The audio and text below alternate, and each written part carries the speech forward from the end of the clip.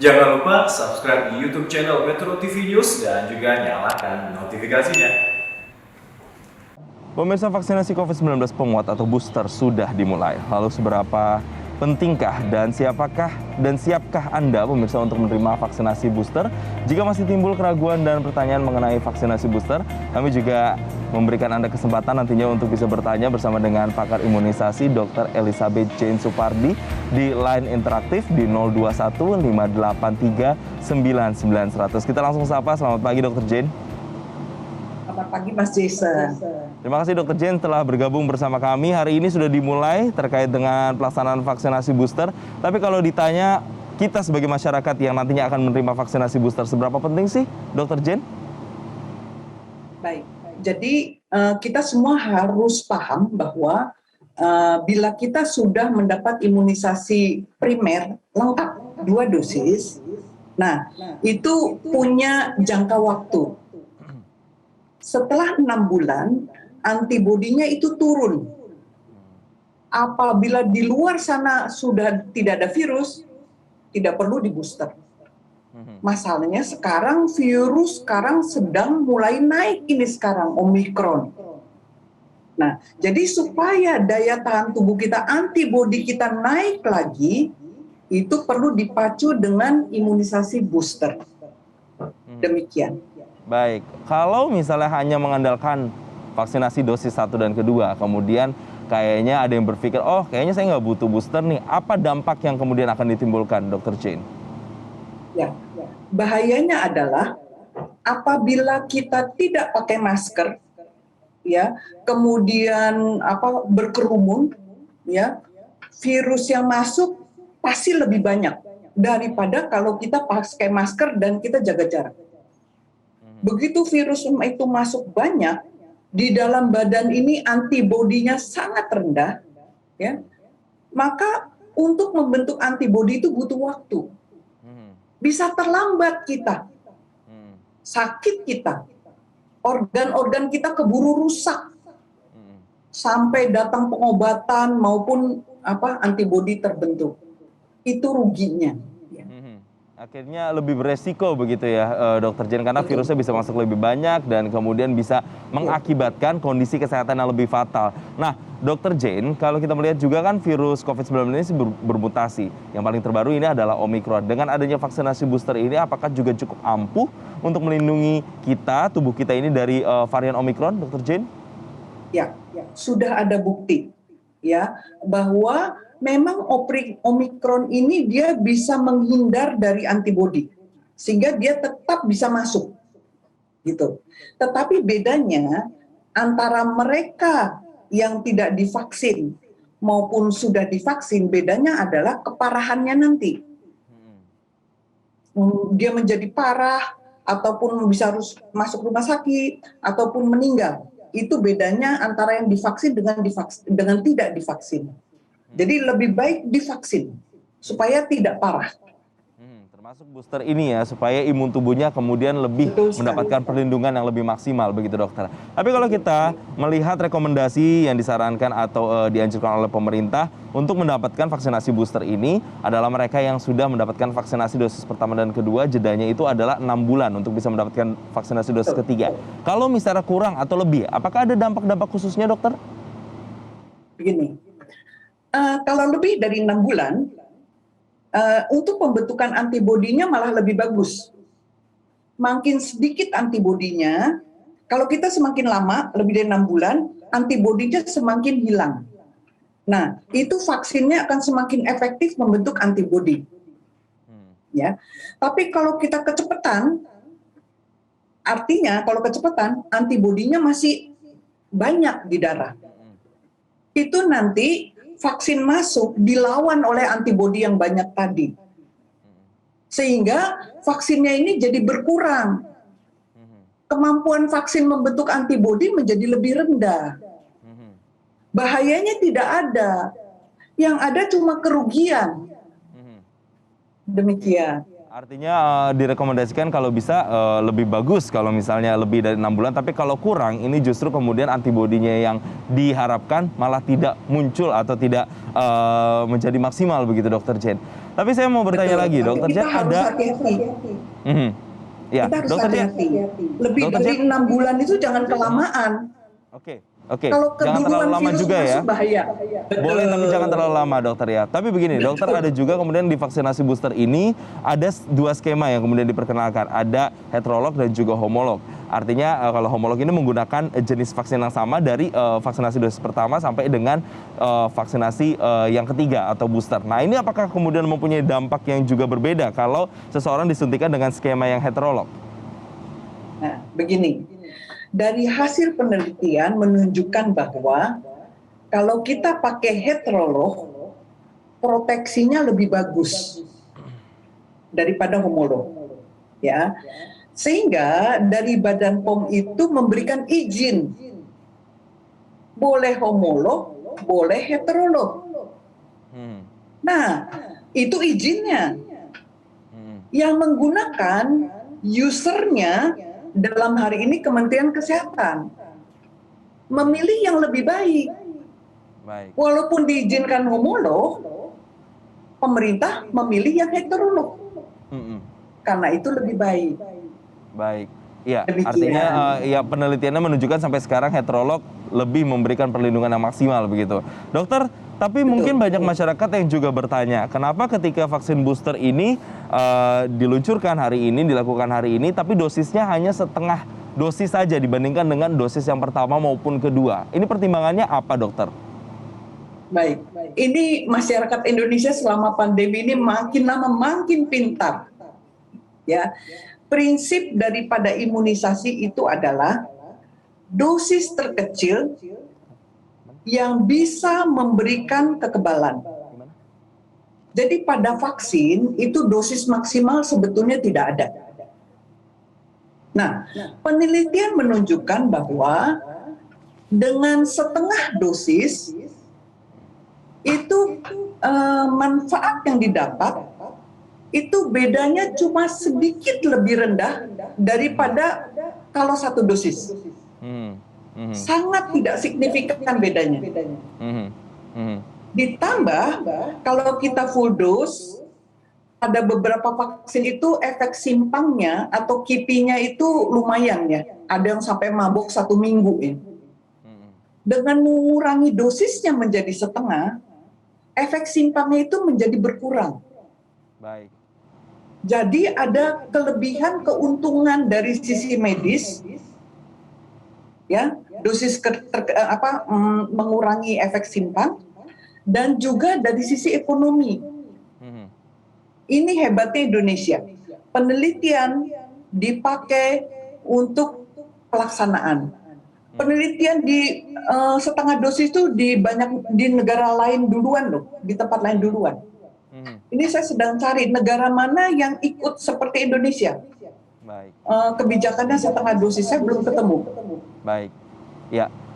Dokter Jen, kita beralih ke kasus lainnya. Kalau kita flashback lagi ke beberapa waktu belakangan, sempat ada kabar banyak masyarakat yang menerima vaksin Sinovac atau CoronaVac. Begitu kemudian disebut-sebut vaksin ini akan berkurang kekebalannya dalam waktu 6 bulan. Nah, ketika misalnya sudah lebih dari 6 bulan dan kita mendapatkan vaksinasi yang sekarang, vaksinasi yang booster dari pemerintah, apakah ini masih dapat dikatakan sebagai vaksinasi booster atau justru ini merupakan vaksinasi ulang, Dokter Jen? Nah, tidak. Jadi kita kalau misalnya divaksin, ya, lalu kemudian dosisnya turun sehingga efek perlindungannya juga turun, itu bukan berarti lalu itu di dalam tubuh kita itu menjadi nol, tidak. Ya, ada sel T yang merupakan memory cell. Ya, jadi begitu ada virus masuk, memory cell ini akan memanggil sel darah putih untuk membentuk antibodi. Nah, bedanya adalah antibodinya. Jadi pada yang Sinovac itu antibodinya itu cepat turun, rendah seperti itu. Baik. Itu saja sebetulnya. Dan itu di booster. Baik. Dokter Jen, nanti kita akan kemudian membahas lagi usai jeda bagaimana persiapan yang harus dilakukan. Apakah sama kemudian persiapannya dengan ketika menerima vaksinasi dosis pertama dan kedua, atau justru ada persiapan yang lebih khusus lagi untuk menghadapi vaksinasi booster ini. Dan bagi Anda, pemirsa yang ingin berpartisipasi, kami membuka line telepon di 021-583-9900. Kami masih akan kembali dengan perbincangan ini. Tetaplah bersama kami di Selamat Pagi Indonesia.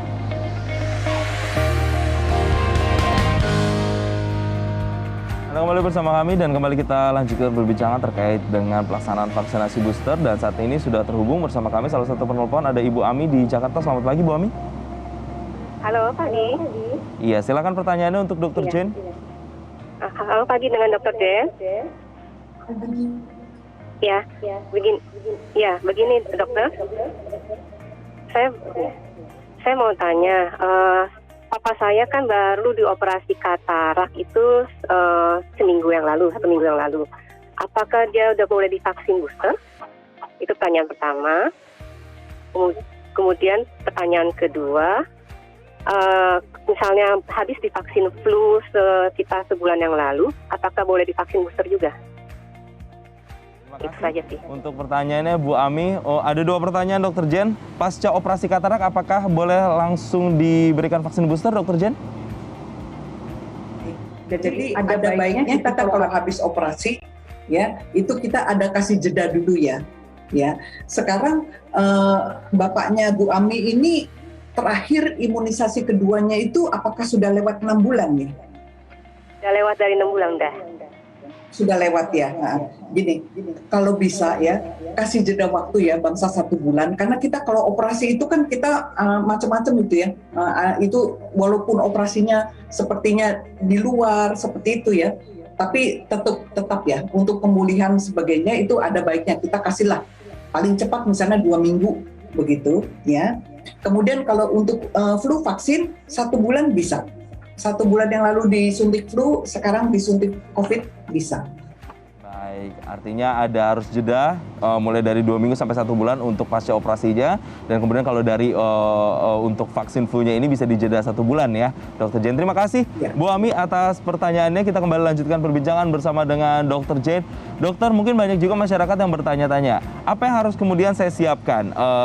Kalau secara administrasi sudah semuanya terorganisir di aplikasi Peduli Lindungi, tapi kalau secara kesehatan, apa yang harus dipersiapkan? Apakah harus screening lagi seperti awal vaksinasi dosis pertama atau kedua, atau seperti apa, Dokter?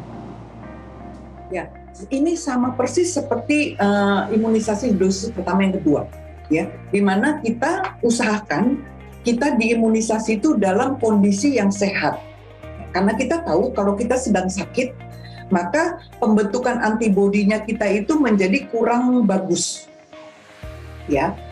Jadi itu kemudian juga kita usahakan misalnya jangan begadang. Begitu ya. Jadi supaya kita besoknya itu dalam keadaan fit. Kita kalau begitu begadang langsung besok itu tensi naik, gula darah juga bisa naik gitu. Ya. Jadi yang penting jangan begadang, yang lain-lainnya seperti biasa saja. Dan yang penting lagi setelah kita diimunisasi itu jangan kita selama 2 minggu itu melakukan aktivitas yang sangat berat. Ya, ini pernah nih ada anak ya, begitu habis divaksin dia main bola. Nah, lalu terjadilah akibat-akibat yang lainnya ya, yang kebetulan bukan terkait dengan vaksinnya, tapi pembentukan antibodinya selama 2 minggu ke depan itu kan di situ. Jadi kalau kita kerja berat sekali, habis tenaga kita yang mau membentuk antibodi jadi tersedot ke sana.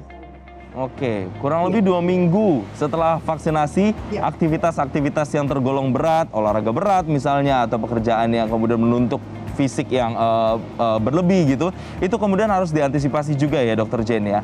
Oke, Dokter Jen, ini juga berkaitan dengan KIPI. Kalau kita kemarin banyak sekali masyarakat takut divaksin karena mungkin ada keraguan terkait dengan kejadian ikutan pasca imunisasinya. Kalau untuk vaksinasi yang ketiga ini, apakah juga ada kemungkinan KIPI-nya, Dokter? Begini, kejadian ikutan pasca imunisasi itu adalah efek simpang, efek yang menyimpang. Jadi bukan efek yang diharapkan, ya. Tidak sama dengan efek samping. Kalau efek samping itu pasti terjadi. Misalnya, kalau kita minum obat misalnya antihistamin, ya, untuk tidak mau mabuk misalnya. Nah, itu kita menjadi tidak mabuk, tapi ada efek sampingnya, yaitu mengantuk. Dan itu pasti, mengantuknya itu pasti, makanya disebut efek samping. Nah, sedangkan KIPI itu efek simpang, artinya tidak selalu terjadi. Ya, jadi walaupun kita disuntik yang sama, pengalaman terjadi efek simpang, belum tentu nanti kita disuntik vaksin yang sama, efek simpang muncul lagi, belum tentu. Begitu. Oke. Harus dibedakan ya yang mana efek samping dan juga efek simpangnya. Nah, dokter, kita bergabung lagi dengan penelpon yang sudah terhubung bersama kami. Ada Pak Aguston dari Jakarta. Selamat pagi Pak Aguston. Selamat pagi, Assalamualaikum. Waalaikumsalam, silakan pertanyaannya Pak Aguston untuk Dr. Jane. Selamat pagi, Assalamualaikum Dr. Jane. Ini kan tadi itu pertanyaannya kalau minimal setelah dosis kedua 6 bulan dok. Nah ini maksimalnya berapa lama untuk booster itu dok? Baik, terima kasih Pak Aguston atas pertanyaannya. Silakan dijawab Dr. Jane, ada waktu paling maksimalnya berapa lama? Ya, jadi pada vaksin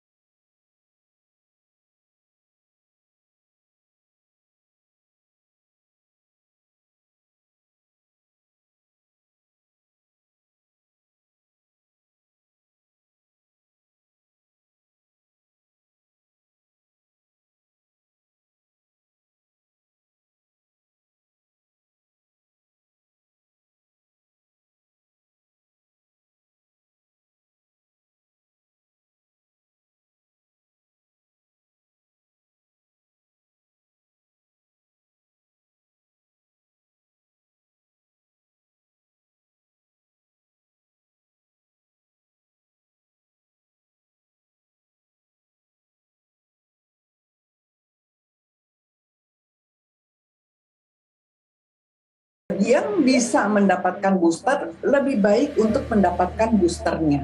Demikian, Baik. terima kasih. Artinya memang untuk vaksinasi pertama, kedua, sampai dengan booster bukan berarti kita kemudian tidak berpotensi untuk terkena, tapi bisa terkena COVID-19, namun mortalitinya atau kefatalannya yang kemudian bisa direduksi atau dikurangi. Dan kuncinya adalah terkait dengan protokol kesehatan yang benar-benar harus kembali didisiplinkan. Terima kasih Dr. Elizabeth Jane Supardi, pakar imunisasi, telah bergabung dan berbagi bersama kami di Selamat Pagi Indonesia.